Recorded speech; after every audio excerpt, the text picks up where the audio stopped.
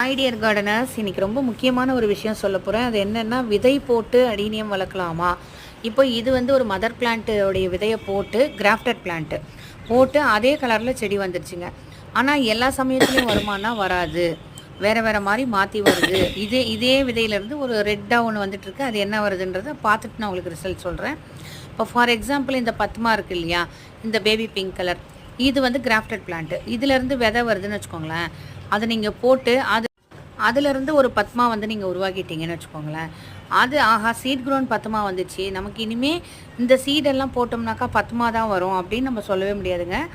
நார்மலாக வந்து நம்ம ரூட் ஸ்டாக் இருக்கு இல்லையா, பேபி பிங்க் கலரில், அந்த மாதிரி செடிகளும் வரதுக்கு வாய்ப்பு இருக்குது.